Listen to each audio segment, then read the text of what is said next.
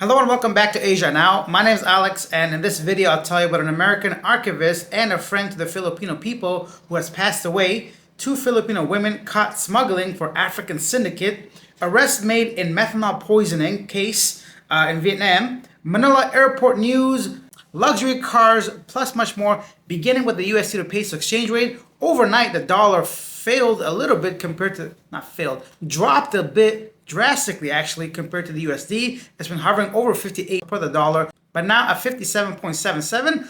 It's not going to make a difference to you and I probably, or regular tourists, but someone that's trading or exchanging large amounts of money, it can make a difference. Before we talk about our main topic, I'd like to thank the good Tom who bought me 10 coffees, and I know this during our live stream. He was really active. Speaking of live stream, I got some more news regarding that coming up. If you guys want to show some extra support and love, you guys can go ahead and buy me a coffee. I've left the QR code here, making it easy for you guys to go ahead and scan. Here's our main topic. Jihn Tewell, an American archivist known for collecting and sharing historical photos of the Philippines, has passed away. The National Historical Commission of the Philippines and cultural group Renacimiento Manila paid tribute to his contributions, calling him quote, friend to the Filipino people, end quote. Tewell, a retired pilot and photographer, made thousands of historical images freely accessible, helping preserve the country's heritage. His work has been featured in museums, documentaries, and digital constructions of old Manila. Despite facing health and financial struggles in recent years,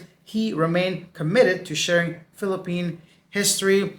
Quite a sad story. Actually, I covered the whole thing, I believe a couple weeks ago, when the organization came out, said they needed donations or somewhere for him to stay, like a hospice kind of environment for the last bit of his life, because he's struggling so much when it comes to health and finances. It's kind of sad to know that a pilot, an archivist, someone that's contributed so much to the Philippines when it comes to preserving its history, had to struggle that much in the end. Kind of reminds all of us that anything can happen at any point. Maybe some bad decisions, bad investments, bad choices in life, or some uncontrollable, unforeseen stuff that happens, like a force majeure or whatever they call it, act of God, let's say. Regardless of whatever happened and how he ended up in that situation near the end of his life, it's not something I wish upon anybody, right?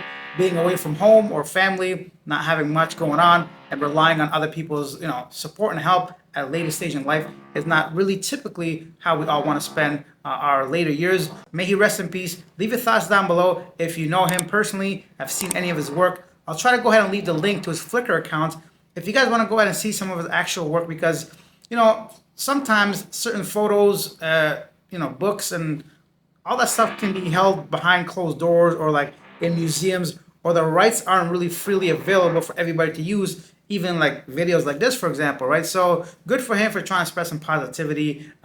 Share any thoughts you have regarding that story in the comment section down below. Next up, two Filipino women have been caught working with an African substance trafficking syndicate following a joint operation by the National Bureau of Investigation and Malaysian authorities.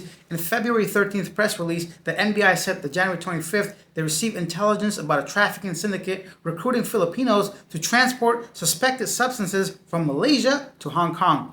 The probe revealed that the syndicate specifically targeted Filipinos facing financial hardship and those proficient in English. The syndicate allegedly lured them with an all-expenses-paid trip to Malaysia and Hong Kong, offering $5,000 for transporting packages from Malaysia to Hong Kong.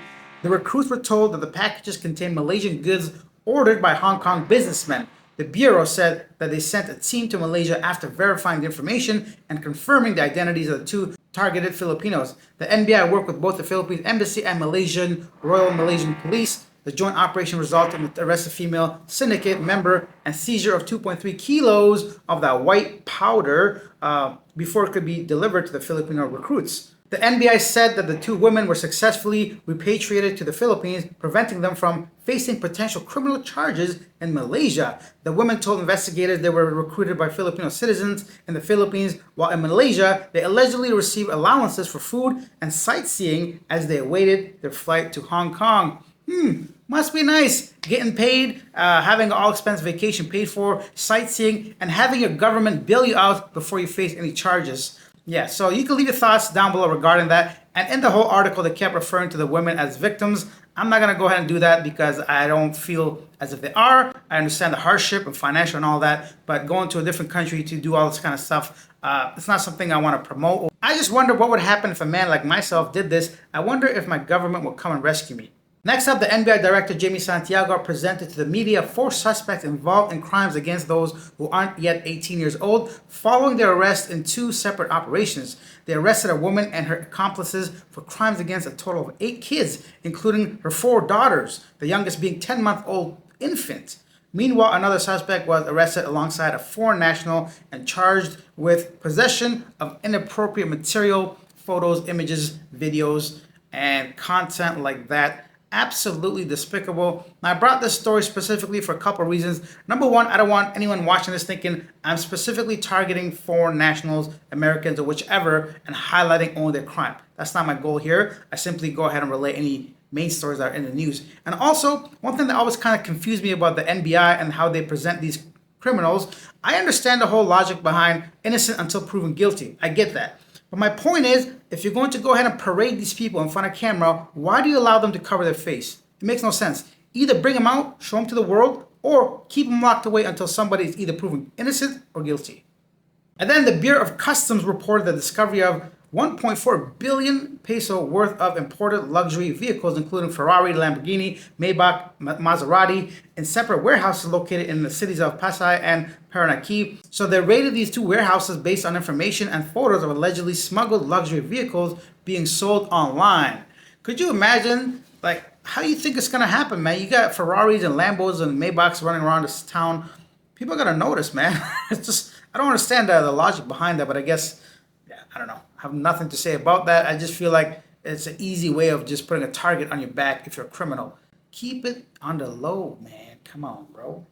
And then a bartender in Vietnam, Latangia, was arrested for making a very toxic homemade limoncello that led to the passing of a British woman and her fiancé in December. Authorities say that he used 70% medical alcohol used, which is meant for disinfection and not for drinking, mixed with water, lemonade, and sugar. The couple, Greta Marie Odison and Arno Quinto Els, suffered from the methanol poisoning after drinking it. The case is still under investigation. Now, there are several cases like this in Laos, I believe even Cambodia, and of course Vietnam. I'm not sure what the update is on those other cases, but I'm glad somebody's being held responsible if in fact he is the person knowingly doing all that kind of stuff. And then some news from the airport. The new Naya Infracorp, operators of Naya Airport, has hired 342 additional screening personnel.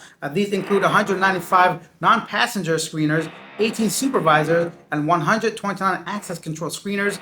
The training ensures compliance with international and national security standards, enhancing airport security for passengers. Great. I guess they're going to try to control more of what comes in and out of that airport regarding packages and luggage and whatever else that comes, parcels and all that stuff. And let's end on a positive note. The Philippines curling team brings home a historic gold medal in the 2025 Harbin Asia Winter Games. That's amazing. I had no idea. Actually, Philippines curling is the first time I've heard of that, but gold medal is amazing, fantastic. It's a very popular sport in Canada. I've never been curling. Have you guys been? It seems like you need a lot of patience for that, which I don't have, and probably good knees so you don't slip off the ice if you're like the toothbrush guy, whatever, the broom guy, the sweeping. I don't even get the point of it. I guess you got to get close to the circle with your ball, puck, what is that, stone? Anyways, now time for a segment Yesterday Today, where I read some of the most popular comments regarding our previous video. A lot of you guys really appreciated how I responded to that guy making accusations or asking me about my carbon footprint. So yeah, that was just a genuine reaction when I told him what I told him. If you guys didn't see that, this is what I said. But stopping me from drinking from a plastic straw or asking me if I've considered my carbon footprint taking a flight, like it happened in today's, I don't know if it was a troll or something. During the live stream, somebody asked me if I'm worried about my carbon footprint since I travel so much. The fuck out of here, man. What are you talking about? Me? One dude on a plane with 200 other people? Me? Come on, man. I try to be okay, but asking me to watch my carbon, I don't even believe in it. What is a carbon footprint anyways, man? All that stuff, go after countries, go after billion-dollar companies. Don't come at me with that nonsense, man. Oh, Iron Wolf says, get the fuck out of here. Had me dying. I really hope he was joking. Yeah, I hope he was joking too about the carbon footprint. And that Canadian came at me a boot. Anyways, Chip Chap says asking a person to be mindful of a carbon footprint while seeing government traveling around in private jets all the time, not to mention all the corporate jets zooming around, is just plain crazy. Start with the big offenders. Yeah, I get it. Once they stop that stuff, maybe I'll take consideration about my own carbon footprint. And Mark says that commercial jet is going to fly whether you on it or not. Carbon bullshit. So yeah, it looks like a lot of the top comments regarding one's individual like myself's carbon footprint. If you guys have any other things to say regarding that, please leave your thoughts down below, or anything I covered today. If you're new to the channel, haven't had a chance to subscribe yet, consider subscribing, liking, sharing, any which way you can go ahead and reach a wider audience. That'll be appreciated.